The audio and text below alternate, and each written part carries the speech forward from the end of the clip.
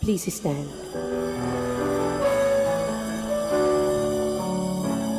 Masaya natin ipaghanda ang pagdating ng manunubos tagapagligtas natin. Tuwirin mga landas, mga alitan ay tapusin sapagkat si Kristo'y darating. Masaya natin ipaghanda ang pagdating ng manunubos tagapagligtas natin. Tuwirin mga landas, mga alitan ay tapusin sapagkat si Kristo'y darating. In the name of the Father, and of the Son, and of the Holy Spirit. Amen. The Lord be with you. And with your spirit. Magandang hapon po sa inyong lahat.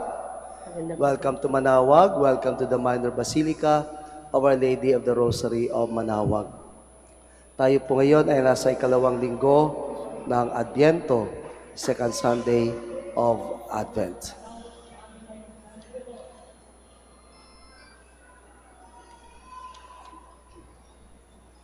Brothers and sisters, let us now acknowledge our sins and so prepare ourselves to celebrate the sacred mysteries. I confess to Almighty God and to you, my brothers and sisters, that I have greatly sinned in my thoughts and in my words, in what I have done and in what I have failed to do, through my fault, through my most gravest fault. Therefore I ask Blessed Mary, ever Virgin, all the angels and saints, and you, my brothers and sisters, to pray for me to the Lord our God.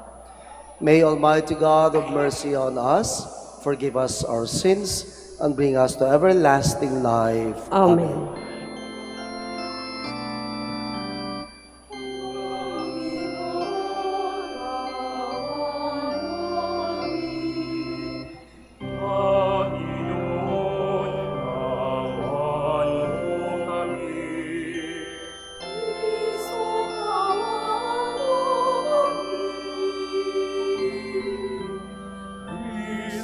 Kawan mo kami, Panginoon, kawan mo kami, Panginoon, kawan mo kami. Let us pray. Almighty and merciful God, may no earthly undertaking hinder those who set out in haste to meet your Son, but may our learning of heavenly wisdom gain us admittance to his company, who lives and reigns with you in the unity of the Holy Spirit, God, forever and ever. Amen. Please be seated. From Isaiah's Book of Consolation, we hear God's words of comfort for his people exiled in Babylon. God has forgiven their sins and will bring them back to their homeland. The call to prepare the way of the Lord in the desert is echoed in today's gospel. A reading from the book of the prophet Isaiah. Comfort. Give comfort to my people, says your God. Speak tenderly to Jerusalem and proclaim to her that her service is not at an end. Her guilt is expiated. Indeed, she has received from the hand of the Lord double for all her sins. A voice cries out, "In the desert, prepare the way of the Lord. Make straight in the wasteland a highway for our God. Every valley shall be filled in. Every mountain and hill shall be made low. The rugged land shall be made a plain. the rough country, a broad valley. Then the glory of the Lord shall be revealed. All the people shall see it together. For the mouth of the Lord has spoken. Go up unto a high mountain, Zion, herald of glad tidings. Cry out at the top of your voice, Jerusalem, herald of good news. Fear not to cry out and say to the cities of Judah, here is your God. Here comes with power the Lord God, who rules by his strong arm. Here is his reward with him, his recompense before him. Like a shepherd, he feeds his flock. In his arms, he gathers the lambs, carrying them in his bosom, and leading the ewes with care. The word of the Lord. Thanks be to God. Lord, let us see your kindness and grant us your salvation. Lord, let us see your kindness and grant us your salvation. I will hear what God proclaims. The Lord, for he proclaims peace to his people. Near indeed is his salvation to those who fear him, glory dwelling in our land.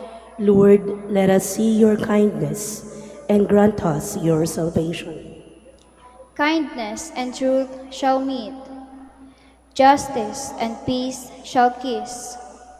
Truth shall spring out of the earth, and justice shall look down from heaven. Lord, let us see your kindness and grant us your salvation. The Lord himself will give his benefits. Our land shall yield its increase. Justice shall walk before him and prepare the way of his steps. Lord, let us see your kindness and grant us your salvation. Peter pictures the coming of the day of the Lord and instructs us to prepare for this day by our repentance and by our holy and devout conduct. A reading from the second letter of Saint Peter.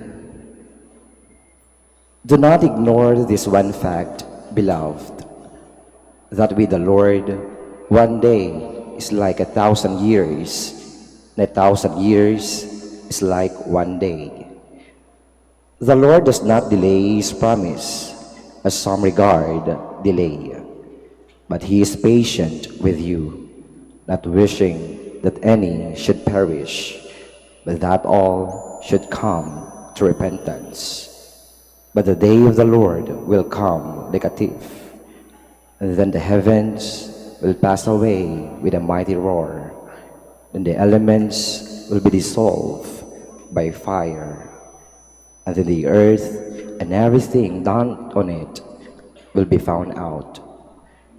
Since everything is to be dissolved in this way, what sort of persons ought you to be, conducting yourselves in holiness and devotion, waiting for and hastening the coming of the day of God, because of which the heavens will be dissolved in flames, then the elements melted by fire.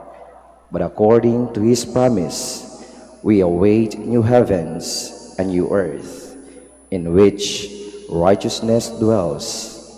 Therefore, beloved, since you await these things, be eager to be found out without spot or blemish before him, at peace. The word of the Lord. Thanks be to God. Please stand.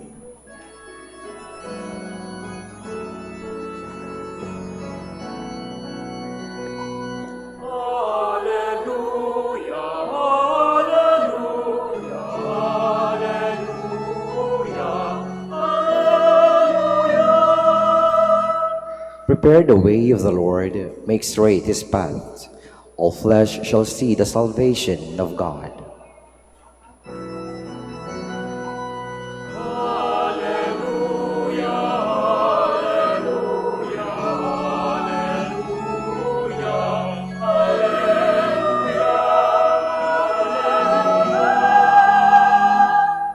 The Lord be with you. And with your spirit. Reading from the Holy Gospel according to Luke. Glory to you, O Lord.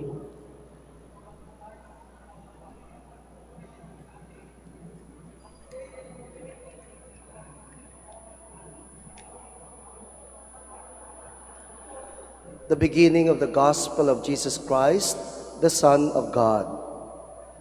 As it is written in Isaiah the prophet, "Behold, I am sending my messenger ahead of you.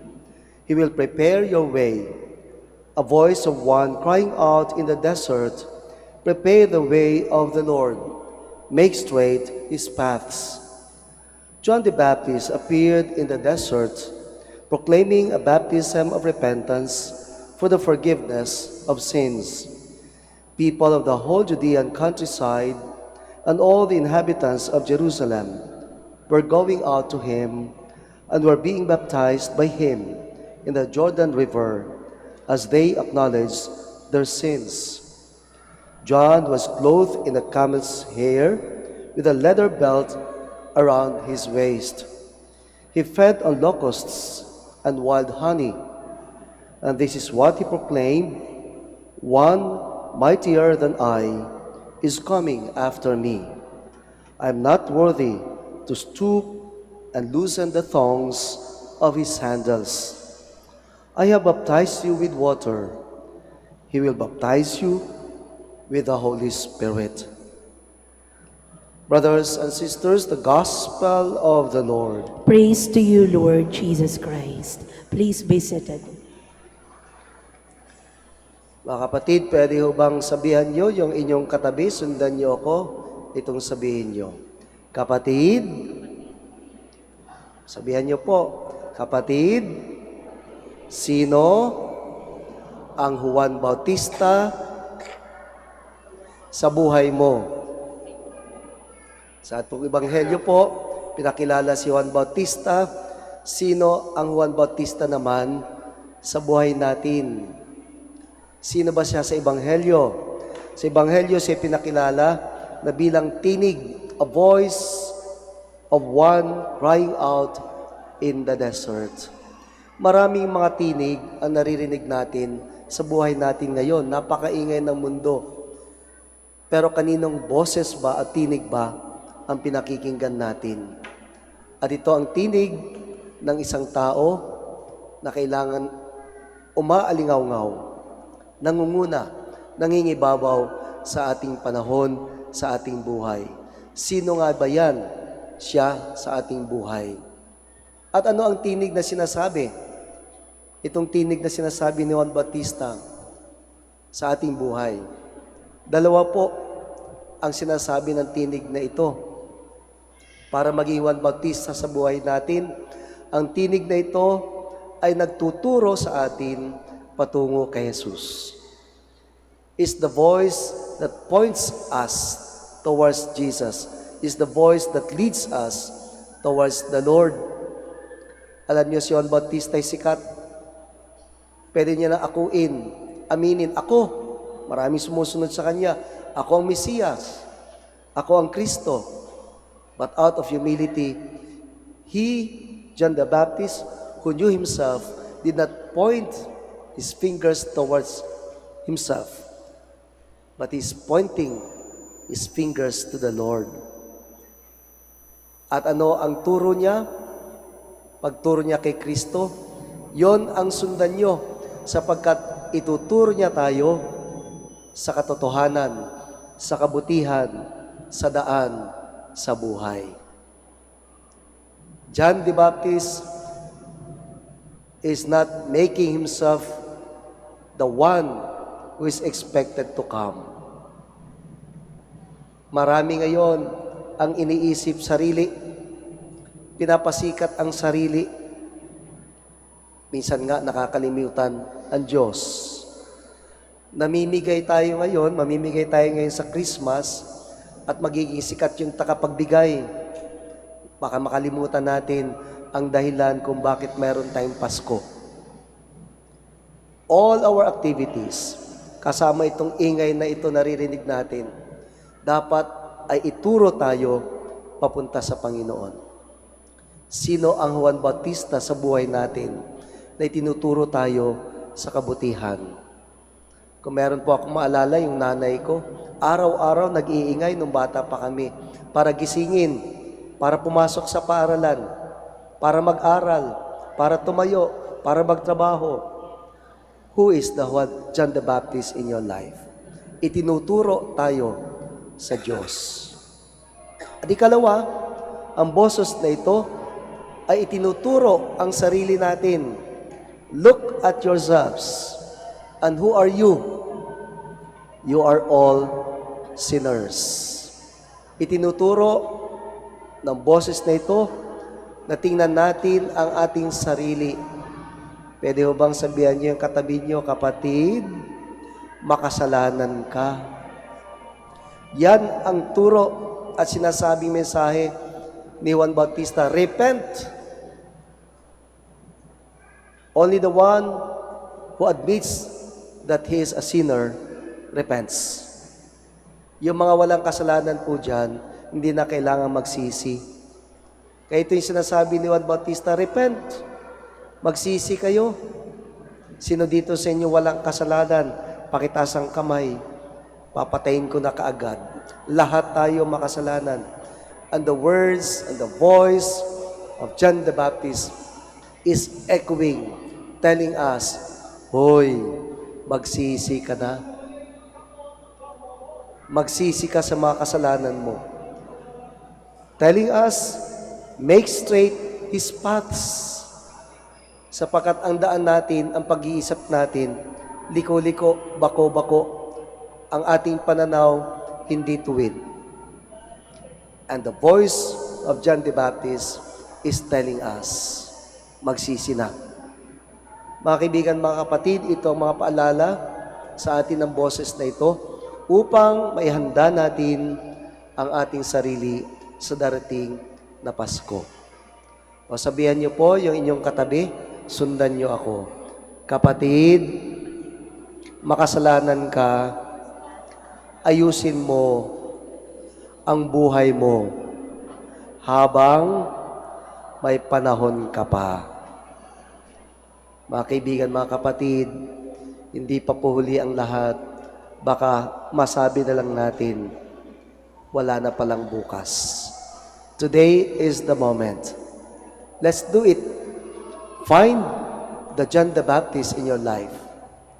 And if needed, be the voice of John the Baptist to others. Please stand.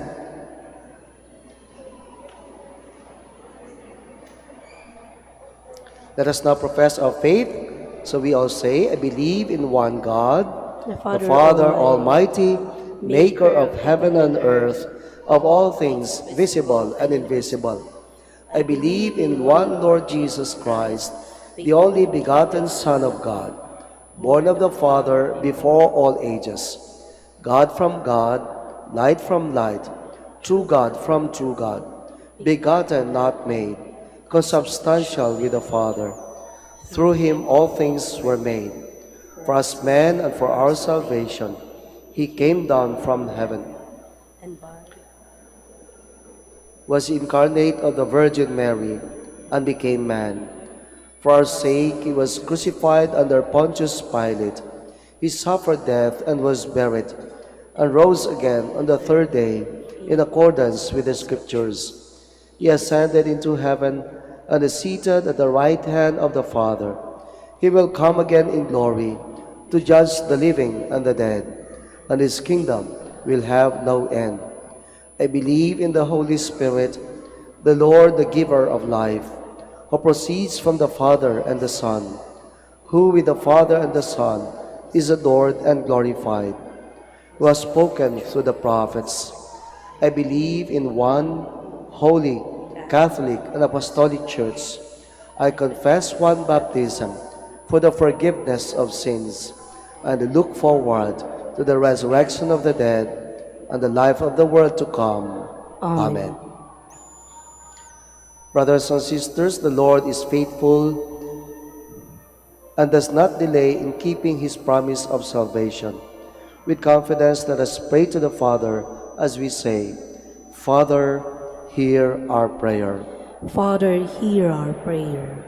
For the Church, like John the Baptist, who pointed to Christ, may the Church proclaim his renewed vigor to the men and women of today, that Jesus Christ is the Redeemer of humanity and the Lord of history.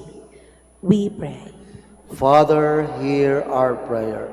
For government and civil leaders, like John the Baptist, who professed his unworthiness to stoop and loosen the thongs of the Messiah's sandals, may they recognize their own sinfulness and unworthiness and experience God's gift of conversion. We pray. Father, hear our prayer. For consecrated men and women, like John the Baptist, may they prepare the way of the Lord through their acts of service to the least of our brothers and sisters. We pray. Father, hear our prayer. For those who for a long time have stayed away from the sacrament of reconciliation, may they experience the season of Advent as a time of renewing the relationship with you, Father, and continuing Christ's mission of love and service. We pray. Father, hear our prayer. May our family members, relatives, and friends who have died experience everlasting joy in the company of our Lord and Savior, Jesus Christ. We pray. Father, hear our prayer. Let us pray for the urgent concerns of our community and our personal intentions.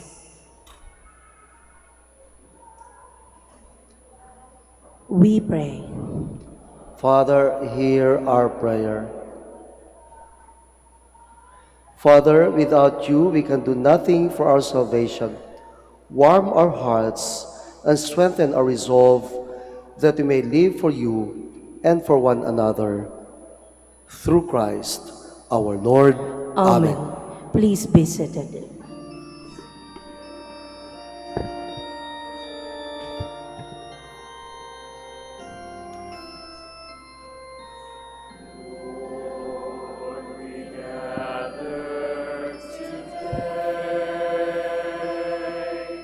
In your house we kneel down and pray. We ask for your mercy as we open our hearts to receive your forgiveness, O Lord. As we offer this bread and as we bring you this wine, bless them, Lord Jesus. Give us love, give us life. Send us your Spirit, the source of our lives, and together we will serve you with love. And together we will serve you with love. Please stand.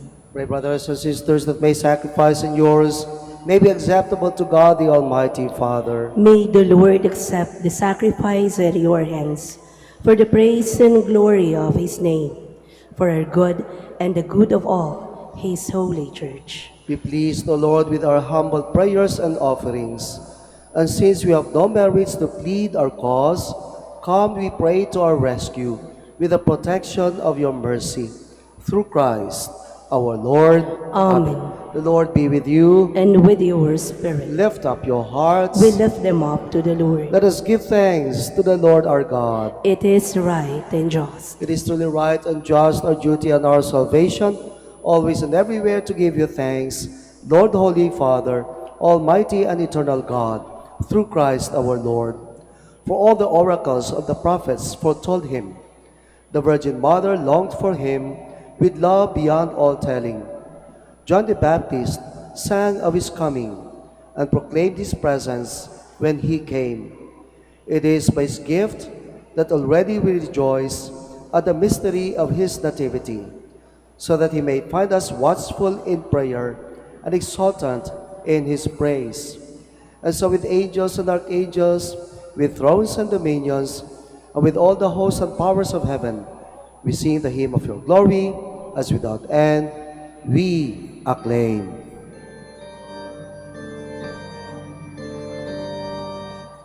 Holy, holy, holy, Lord God of hosts.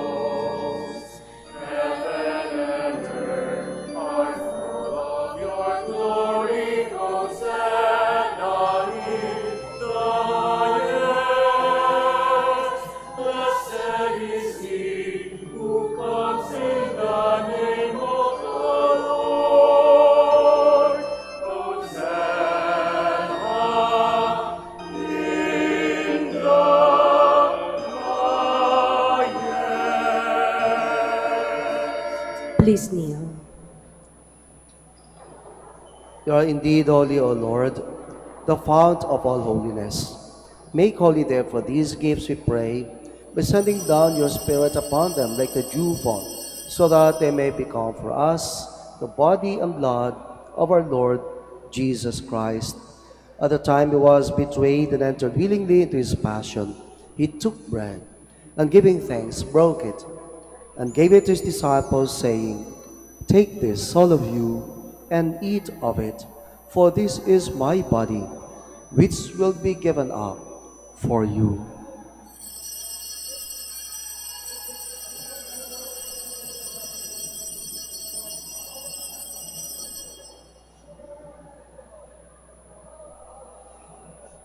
In a similar way, when supper was ended, he took the chalice, and once more giving thanks, he gave it to his disciples, saying, "Take this, all of you, and drink from it, for this is the chalice of my blood, the blood of the new and eternal covenant, which will be poured out for you and for many, for the forgiveness of sins. Do this in memory of me."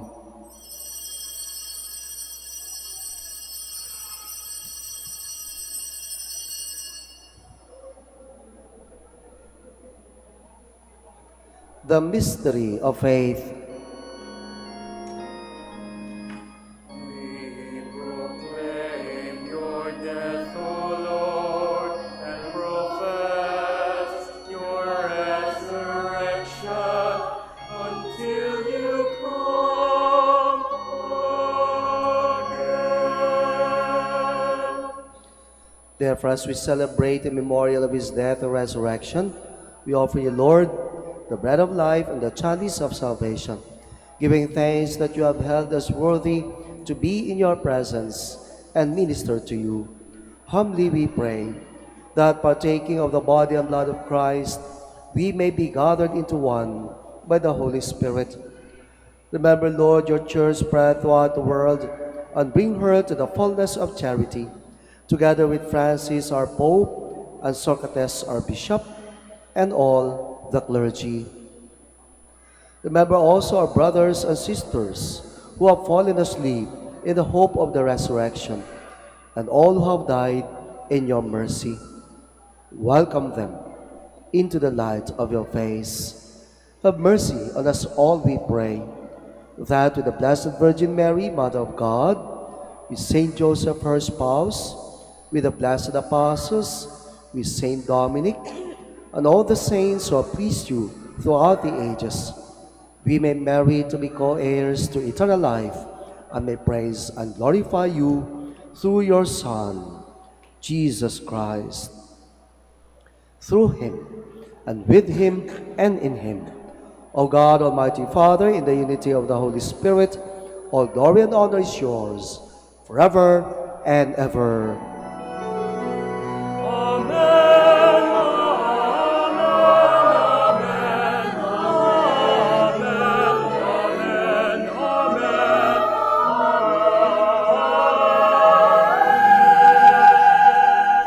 Please stand. At the Savior's command and formed by divine teaching, we dare to say,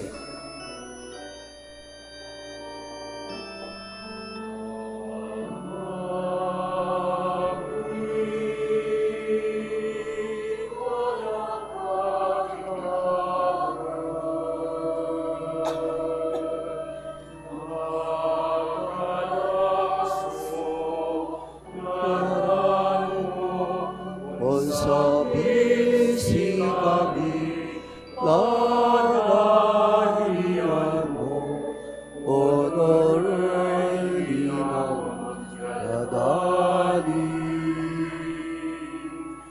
Honor, power, say kami inagawa itermot si kami agawaya tanpanin kasalanan unong napanapahaan ini kasalanan kasalanan at si kami anak mo kami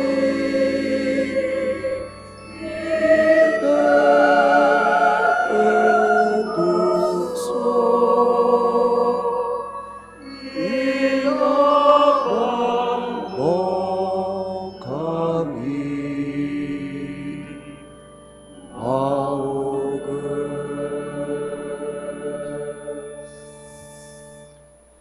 Deliver us, Lord, we pray, from every evil. Graciously grant peace in our days, that by the help of your mercy we may be always free from sin and safe from all distress, as we await the blessed hope of the coming of our Savior, Jesus Christ. For the kingdom, the power, and the glory are yours, now and forever. Lord Jesus Christ, who said to your apostles, "Peace I leave you, my peace I give you. Look not on our sins, but on the faith of your church, and graciously grant her peace and unity in accordance with your will, who live and reign forever and ever." Amen. The peace of the Lord be with you always. And with your spirit. Let us offer each other the sign of peace. Peace with you. Peace.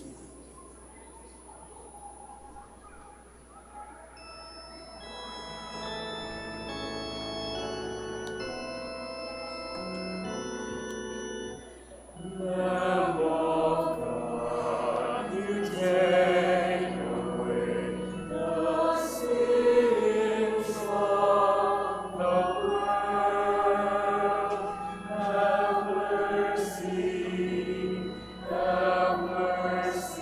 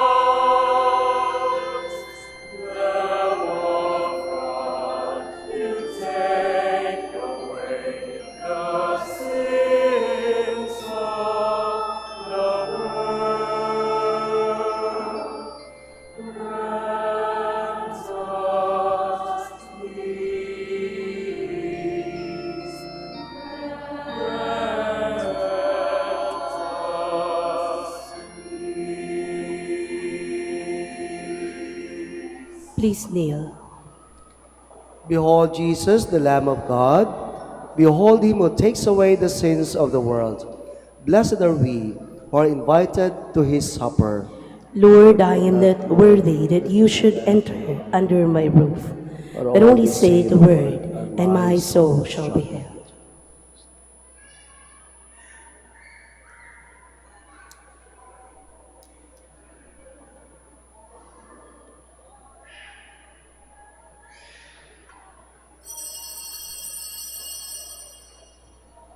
Paalaala po sa lahat, sa inyong pagtanggap ng komunyon, pakibaba na po ang face mask. Kapag sinabi sa inyo, Body of Christ, tanggapin ng inyong dalawang kamay ang hostya at sumagot ng Amen.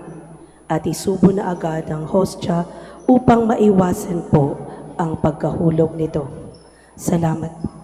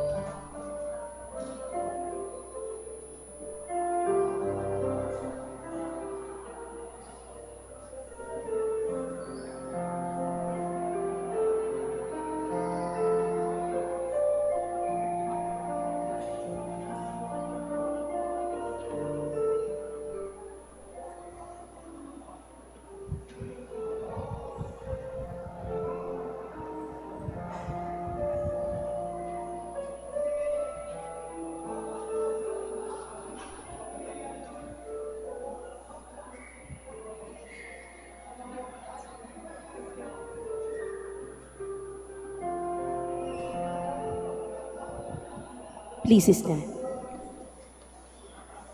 Let us pray. Replenished by the food of spiritual nourishment, we humbly beseech you, O Lord, that through our partaking in this mystery, you may teach us to judge wisely the things of earth and hold firm to the things of heaven. Through Christ, our Lord. Amen. Maraming salamat po sa inyong pagdalaw sa Basilika at sa inyong pakikisa sa banal na misa. Naway sa inyong pag-uwi, bitbit nyo ang mga biyaya ng Diyos Ama at ang mga panalangin ng mahal na Inang Maria. Ingat sa pag-uwi, enjoy your weekend, enjoy your vacation, enjoy your Christmas. The Lord be with you. And with your spirit. May Almighty God bless you, the Father, the Son, and the Holy Spirit. Amen. Amen. The Mass is ended. Go in peace. Thanks be to God. Prayer for the blessing of the sick.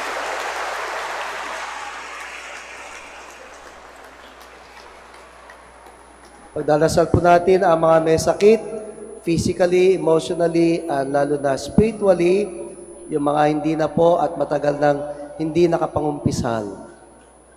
Para po sa atin, mangumpisal po tayo uli bilang Katoliko. Prayer for the blessing of the sick. Let us pray. God, our Almighty Father, by your blessing, you give us strength and support in our frailty.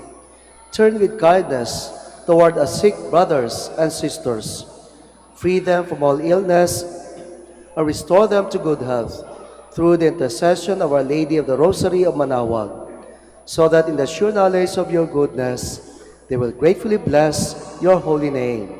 We ask this through Christ, our Lord. Amen. Prayer for the blessing of religious articles.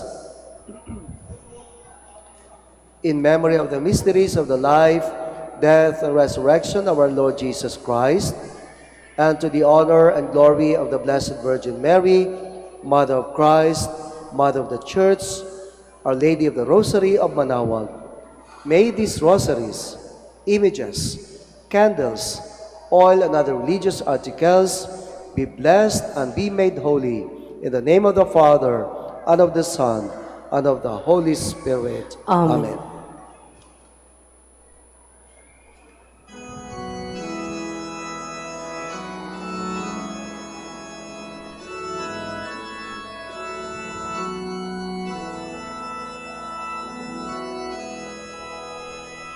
O ina